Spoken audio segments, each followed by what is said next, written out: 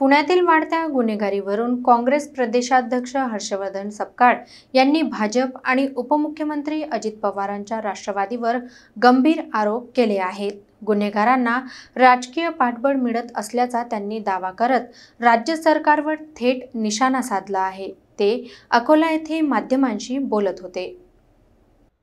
पुण्यातील वाढत्या गुन्हेगारीमागे भाजप आणि अजित पवारांची राष्ट्रवादी जबाबदार असल्याचा स्फोटक आरोप काँग्रेसचे प्रदेशाध्यक्ष हर्षवर्धन सपकाळ यांनी केला आहे। अकोला येथे काँग्रेसच्या अमरावती विभागीय आढावा बैठकीदरम्यान ते पत्रकारांशी बोलत होते।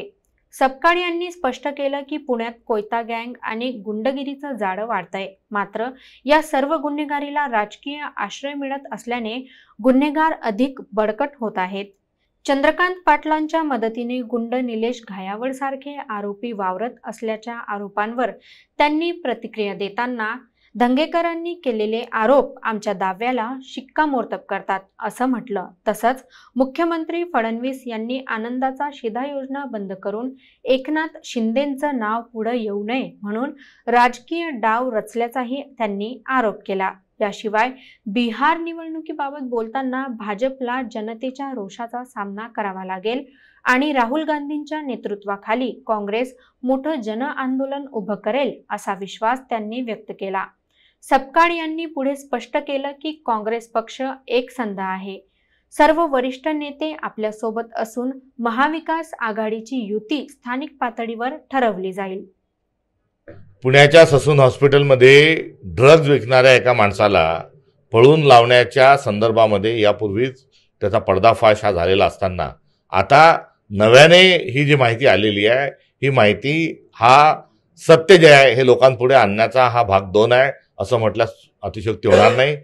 कुठेतरी कोयता गँग असेल किंवा पुण्यातली वाढती गुन्हेगारी असेल, या सर्वांमध्ये कोणता दादा आहे हे देवेंद्र फडणवीसांनी जाहीर करावं आणि गुंडागर्दी पुण्यातली जी वाढती आहे याला भारतीय जनता पार्टी आणि राष्ट्रवादी अजित पवार गट हा जबाबदार आहे। हा यापूर्वीचा आमचा जो आरोप आहे त्या आरोपाला या नवीन संदर्भाने बळ मिळालेलं आहे। दादा, लाडकी बहीण योजना ही बंद पडायच्या कदारवर आहे।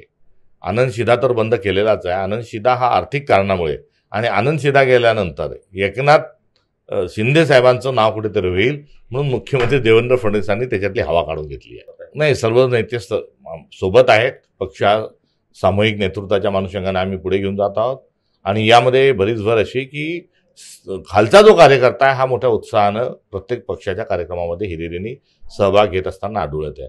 अकोल्यामध्ये आज काँग्रेसचा अशा स्वरूपाची मीटिंग होणं ही नवसंजीवनीच काँग्रेसला मिळाली असल्याचा हा एक पुरावा आहे आणि आपण बघताय की सकाळी 11 वाजेपासून ही आढावा बैठकीमध्ये अकोलातल्या कार्यकर्त्यांनी यामध्ये सहभाग नोंदवून अक्षरशः परिसर जो आहे हा दण आणून सोडला आहे। नाना पटोले, वडेट्टीवार किंवा पृथ्वीराज चव्हाण बिहारच्या निवडणुकींच्या अनुषंगानं काँग्रेसने आपली रणनीती आधीच ठरवलेली आहे। SRAच्या नावाने जो विरोध करत असताना पूर्ण बिहारमध्ये जी संपन्न झालेली जी पदयात्रा आहे ही लक्षवेधी ठरलेली आहे आणि बिहार निवडणुकीच्या आधीच काँग्रेसने आणि या देशातल्या नागरिकांनी वोट चोर गद्दी छोडचाही नारा हा दिलेला आहे।